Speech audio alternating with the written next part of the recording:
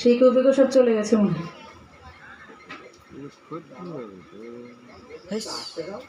তো দেখুন, এই যে আমাদের এত সুন্দর মানব জনম, এই মানব জনম কিন্তু অন্য কোনো জনমের থেকে অনেক দুর্লভ জনম, কি তাই না বাবা? এই দুর্লভ জনমগুলি আমরা পেয়ে আমরা হেলায় হারিয়ে ফেলি। কারণ জননী জঠরে অন্ধকার কারাগারে সমুদ্র গর্ভস্থল মাঝে আমরা ঊর্ধ্ব পদে হেড মুন্ডে বাহু বিস্তার করে প্রভুর কাছে কেঁদে কেঁদে বলেছিলাম, হে দয়াময়, ৮০ লক্ষ জনে ভ্রমণ করে জননী জঠরে প্রবেশ করেছি। প্রভু, কৃপা করে তুমি একবার তোমার সুন্দর জগতে,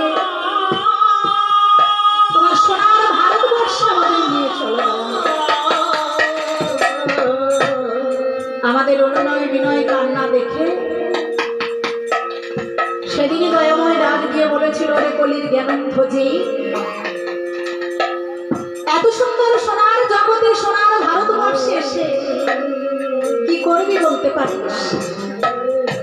আমরা করজোড়ে সেদিন প্রভুর কাছে বলেছিলাম, কেন প্রভু, আমরা জননী জঠরে অন্ধকার কারাগারে, তোমার জননী জঠর হইতে 10 মাস 10 দিন পরে যেদিন আমরা প্রসব করলাম, ভুলে গেলাম প্রভুকে দেওয়া সব কথা। ভুলে গিয়ে আমরা কি করলাম? মা, আমরাই খুঁজলে পেয়ে যাব। প্রসব হওয়ার পরে আমাদের যখন শিশুকাল, এই শিশুকালে আমরা প্রথমে পিতা মাতাকে চিনলাম, খেলার ছোট ছোট ভাই বন্ধুদের চিনলাম, তাই না? সময় তখন আমরা করেছি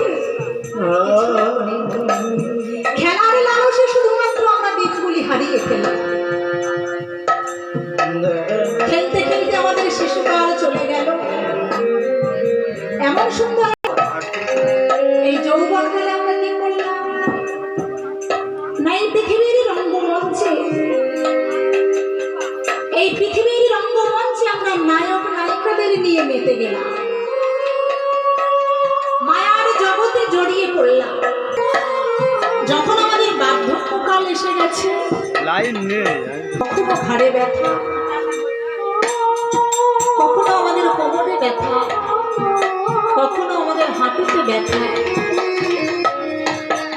সেদিনই সম্বল হলো একটা লাঠি। কত আদরের মেয়ে জামাই, কত আদরের ছেলে বৌমা, কত স্নেহ মায়া মমতা দিয়ে সংসারকে গড়া, কেউ ছিল সেদিন নিকটে? কেউ ছিল না। একটা বৃক্ষের ডালের উপরে ভর করে আমরা হেঁটে হেঁটে অনেক যন্ত্রণায় পড়ে প্রভুকে স্মরণ করেছিলাম, হে দয়াময় প্রভু, আর কতদিন তুমি এমন করে কষ্ট দেবে? ধরা মাঝে যন্ত্রণা আর সহ্য করতে পারছি না প্রভু। প্রভু, এবার তুমি কৃপা করে তোমার ওই রাঙা চরণে আমাদের ঠাঁই দাও। সেদিন আমরা আমাদের বাহ্যিক জ্ঞান হারিয়ে ফেলেছিলাম। সেদিন ভগবান এসে ডাক দিয়ে বলেছিল, রে কলির জ্ঞানন্ধজি, এত সুন্দর শিশুকাল গেল তোমার খেলিবার লালসে, কি সুন্দর যৌবন কাল চলে গেল প্রেমের বিলাসে, আর এই বার্ধক্যকালে হরি হরি নাম করছো শুধুমাত্র সেই জমির ত্রাসে।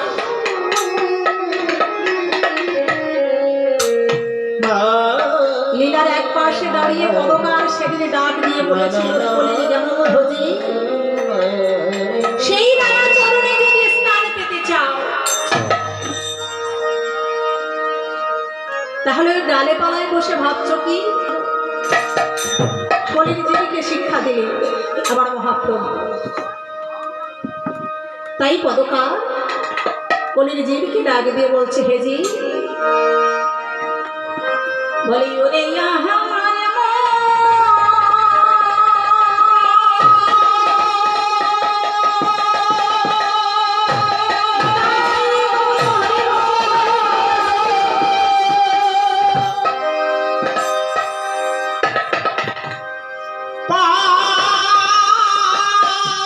আমার বসো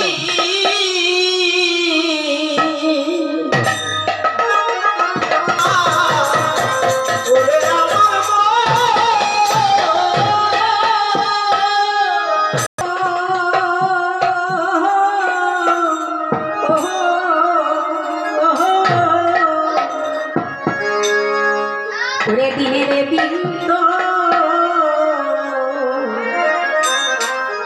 ও তোরে গেল একান্ত না ভজিলি মন তুই আমার সীতাকান্ত কৃতান্ত নিমিষে তো ওরে